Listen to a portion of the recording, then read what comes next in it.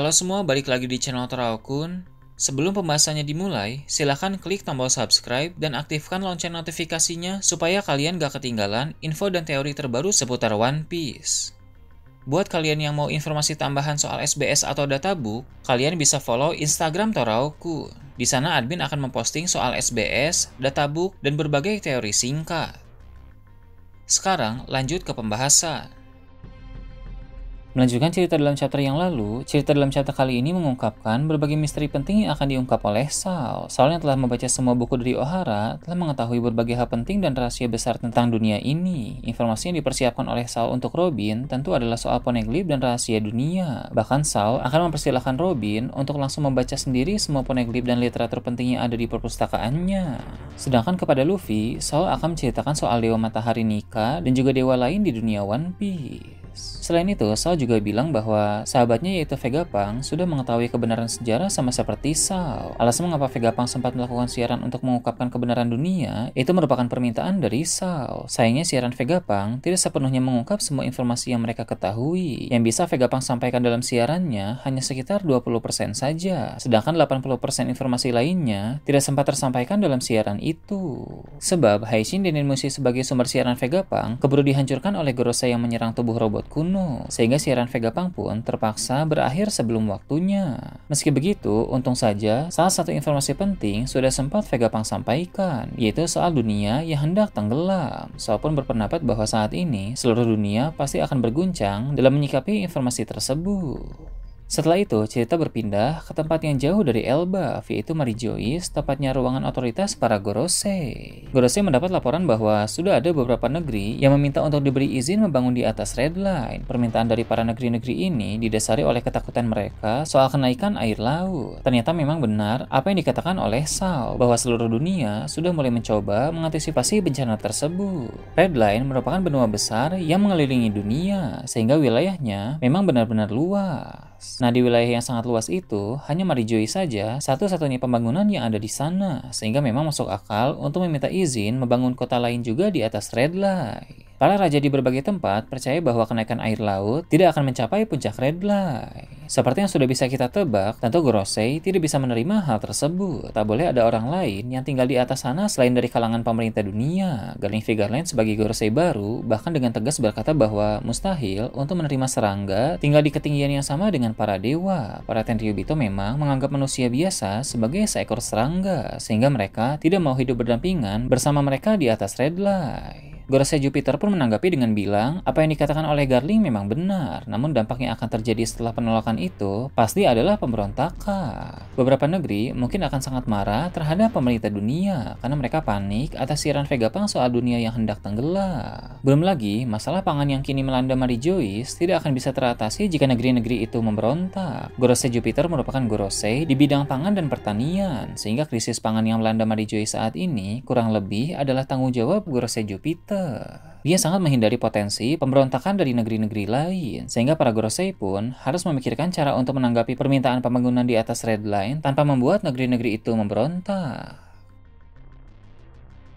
Beralih ke tempat lain, diperlihatkan Vegapunk gabungan. Seperti yang kita tahu dari beberapa chapter lalu, Vegapunk gabungan terdiri dari Shaka, Edison, Atlas, dan Pythagoras. Mereka semua telah menjadi satu tubuh dengan 4 kesadaran. Sebelumnya, mereka telah menghubungi Hareda, seorang ilmuwan yang tinggal di pulau langit artifisial bernama Witheria. Sepertinya para ilmuwan memang memiliki koneksi satu sama lain. Mereka memiliki komunitas khusus yang berisi para ilmuwan di seluruh dunia. Meski Vegapunk yang asli sudah mati, namun para klon Vegapunk pun masih dianggap sebagai bagian dari komunitas itu. Jadi mereka sangat disambut dengan baik oleh Haredas di tempat itu.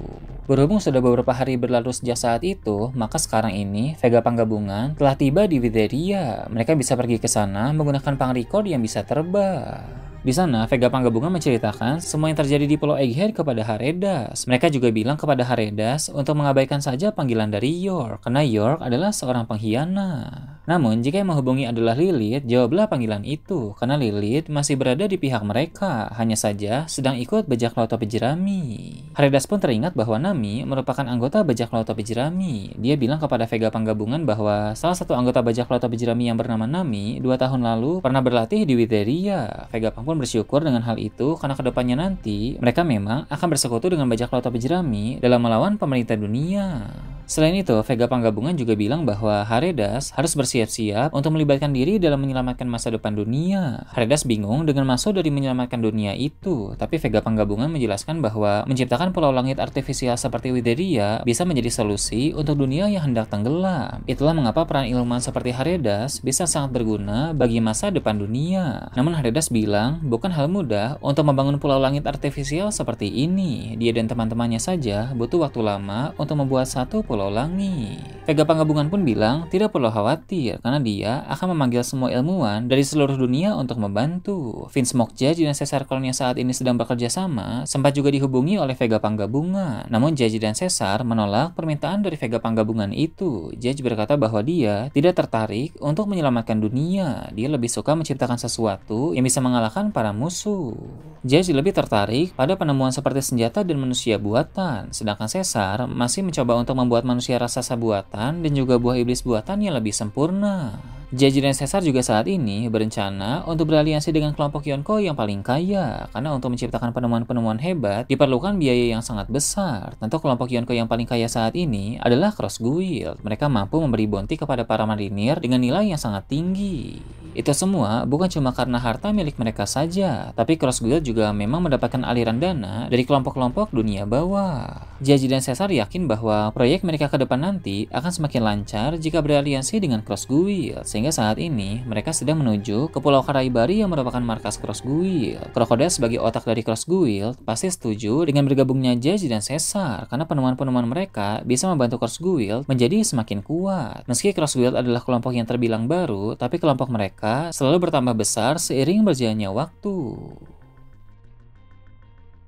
Setelah itu, cerita kembali menampilkan Pulau Elbaf. Saul siap menceritakan tentang para dewa kepada bajak laut topi jerami, khususnya informasi kepada Luffy. Saul bilang Luffy adalah pemakan buah iblis dewa yaitu Dewa Matahari Nika, bukan Gomu Gomu no Mi. Pemerintah dunia memang sengaja merubah informasi soal buah iblis itu di dalam ensiklopedia buah iblis.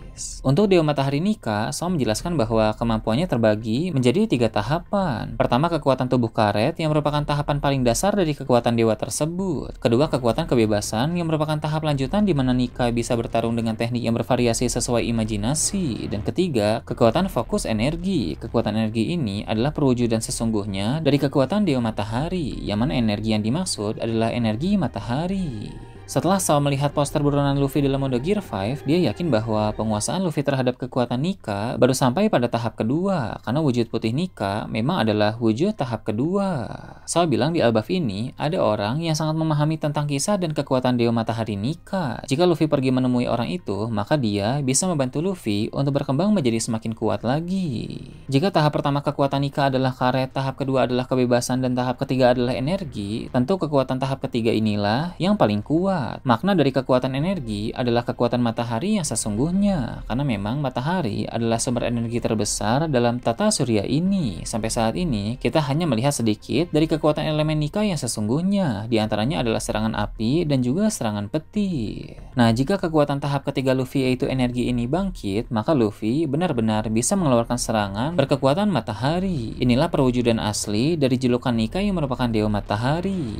Luffy terlihat cukup pusing mendengar penjelasan dari Saul, karena yang Luffy tahu adalah dia memakan buah iblis Gomu Gomu no Mi yang merupakan buah iblis karet. Kemudian Saul juga bilang bahwa Luffy bukan satu-satunya orang yang memakan buah iblis dewa. Salah satu orang yang juga sudah dia ketahui memakan buah iblis dewa adalah ayah dari Luffy yaitu Monkey D. Dragon. Dragon diketahui memakan buah iblis dewa hujan. Dewa hujan memiliki kekuatan yang bisa mengendalikan cuaca. Kemampuan tersebut sangat kuat karena berkaitan dengan alam, sehingga bisa mendatangkan pertolongan maupun sebuah bencana. Robin yang mendengar hal itu pun bilang bahwa pantas saja ketika dulu dia berada di markas pasukan revolusi, setiap Dragon datang, cuacanya selalu berubah. Kadang hujan, kadang angin besar, kadang badai petir, bahkan kadang cuacanya menjadi sangat panas seperti tak ada angin sama sekali. Sebenarnya, petunjuk soal kekuatan Dragon sudah terlihat saat di Lockdown. Ketika dia muncul di sana, terjadi hujan dan badai besar. Bahkan saat Luffy hendak dieksekusi oleh Buggy, ada petir yang secara misterius menyambar panggung eksekusi tersebut. Kekuatan Dewa Hujan itu pun meliputi pengendalian angin, karena angin besar juga bagian dari cuaca. Bisa kita lihat dimanapun Dragon berpijak, selalu ada angin yang mengitarinya. Itu semua adalah petunjuk dari Eiichiro Oda tentang kekuatan Dewa Hujan milik Dragon. Kemampuan itu memang cocok untuk karakter yang sangat menarik dan kuat seperti Dragon. Sebab pada masa depan nanti, Dragon harus melawan orang-orang kuat di dalam pemerintah dunia, sehingga dia pun wajib memiliki kekuatan yang sangat hebat. Perpaduan haki tingkat tinggi ditambah buah iblis yang sangat kuat, sangat pantas untuk orang yang paling dicari oleh pemerintah dunia seperti Dragon. Nah itu tadi berbagai hal menarik pada chapter 1134. Gimana menurut kalian? Silahkan tulis di kolom komentar di bawah. Oke, segitu aja untuk pembahasan kali ini. Jangan lupa like, share, dan subscribe untuk video menarik selanjutnya. Gue Tora Akun, Shambles.